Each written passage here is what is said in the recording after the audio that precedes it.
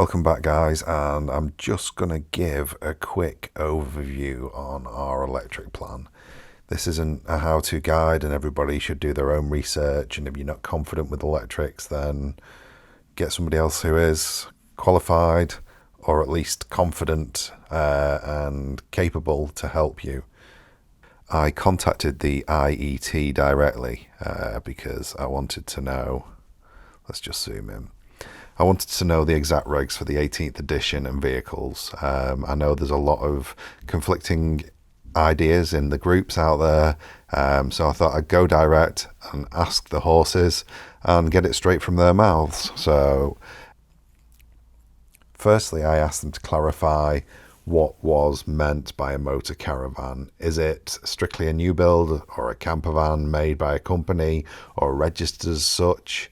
Or is it any vehicle self-converted or otherwise registers as what the DVLA now class with a van with windows that would be MOT'd as a class 4 vehicle motor caravan or something else? And they confirm they have no affiliation with DVLA, and that their idea of a motor caravan is basically any vehicle you're going to be staying in, sleeping in, living in whilst on the road that's going to have electric hookup, be that a professionally converted van, a motorhome, or a van you convert yourself.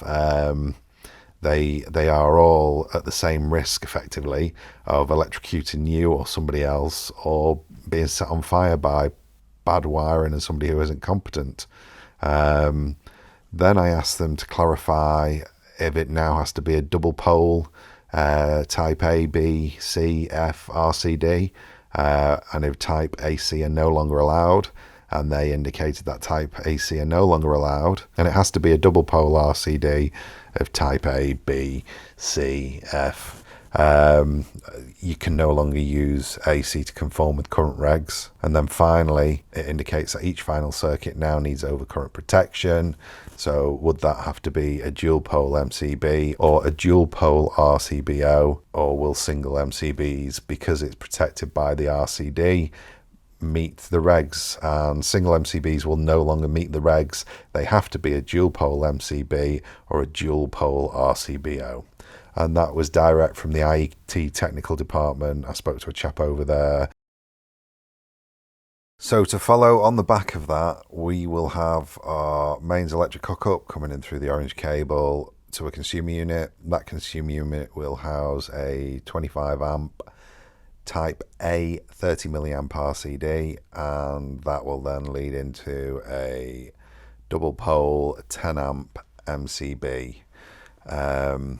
And we will have reverse polarity light as well on there.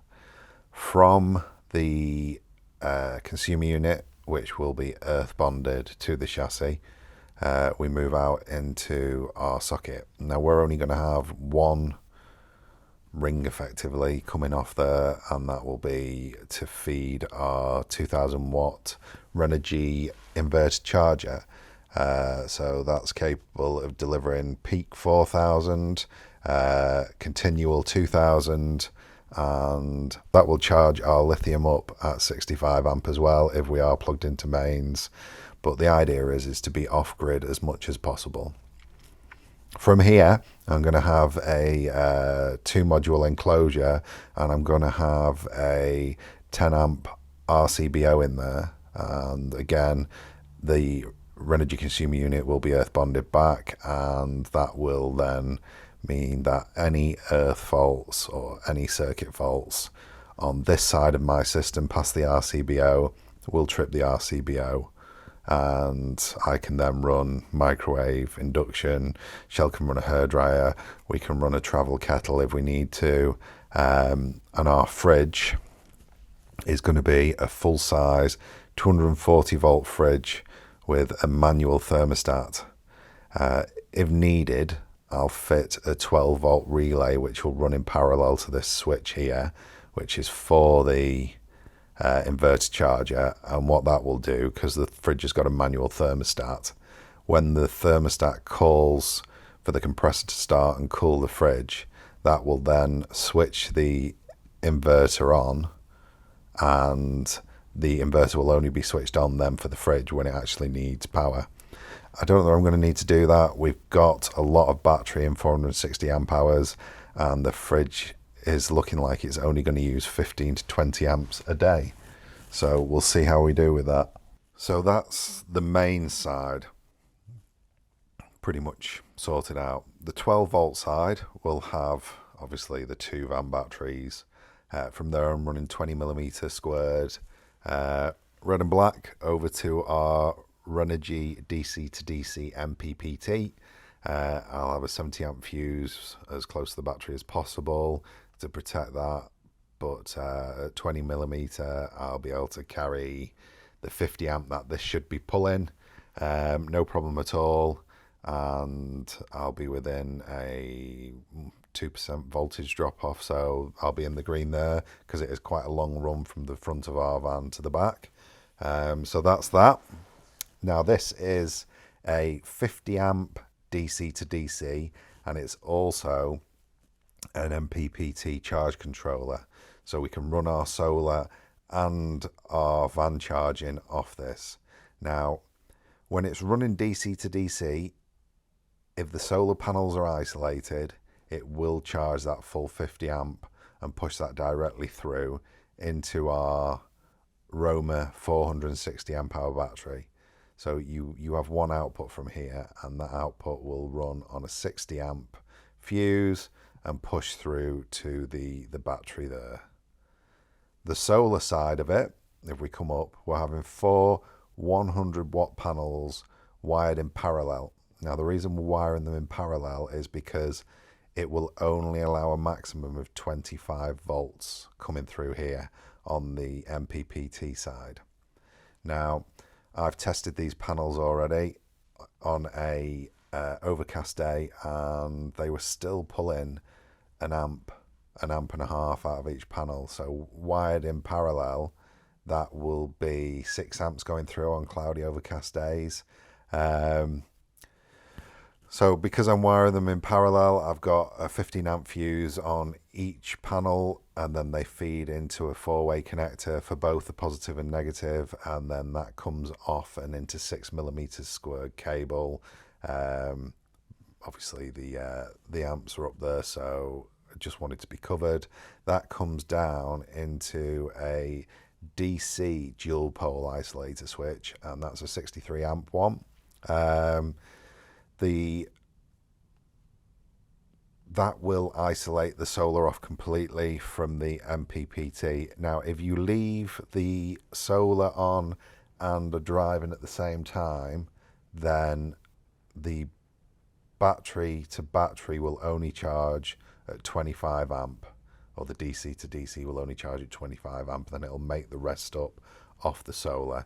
So it's probably best in the UK for sure, because we don't always have that much great sunshine, to just flick the isolator when you're driving and isolate that circuit off.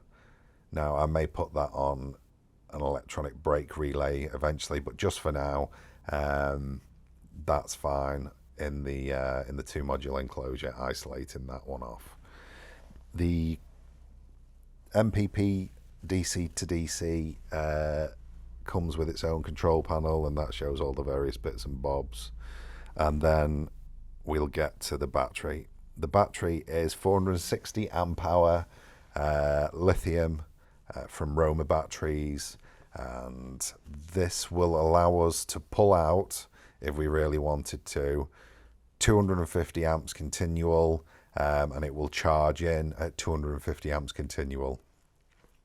We're not going to be using that much, so I've brought things down a little, but the negatives from everything will run back to a 300 amp neg bus bar, and the positives will run through an isolator switch to a heavy fuse for the main current. Now they're both running on 35mm squared cable, which is perfectly capable, and especially on the short runs, this isn't to scale, but on the short runs, of carrying the current that we need to the inverter. Now what I have done here is, this is a 300 amp isolator switch, so I can isolate the battery away from all the other circuits, and I've put an inline momentary push button and a resistor, and that will allow me to pre-charge the capacitors in my inverter, because this battery, as I say, will allow 250 amps of draw straight out of it. So that is a big spark with the big capacitors that come in the Renogy 2000 watt. So basically push the button for 5 seconds and that will pre-charge the capacitors without creating an arc, and then this system can be switched on. They'll be both sat together in the board. The 12 volt system from the buzz bar, the negative buzz bar, will be earth to chassis as well. Now, the heavy fuse side, we've got a 225 amp fuse there, a mega fuse on the 35mm line that will run and pass through into the inverter charger, and the current capacity coming back down the 60 amps in the 35 as it passes back through will be fine, but that's also internally fused in the Renogy for the DC side for the charger. The 35mm also splits off then onto a feed, and at the moment we've just got a 50 amp coming down to our 12 volt side. We've got a 12 volt distribution board, and then that will be fused accordingly for all of our things. So we've got the extractor fan for the bathroom and the bathroom lights. We've got the max air fan, the internet, USB sockets and heavier USB sockets, the water side with the pump and so on, the diesel heater, the main lights. They will all run off the 12 volt distribution board and be fused accordingly. And that's pretty much it, really. That's the basis of our electrical design. So yeah, any comments, leave them in the leave them down below. Otherwise, we'll hopefully get the pods on, but it's pouring down today, so I decided to do this. We'll get the pods on soon enough and start building out the internals and putting the power and the water. I've already first fixed some of the wiring. But thanks very much for watching, guys. If you like this video, please give it a thumbs up. If you like our channel, then please follow along, subscribe, and check out some of the other videos for the build series. All right, thanks very much for watching. Take care. See you next time. Bye now.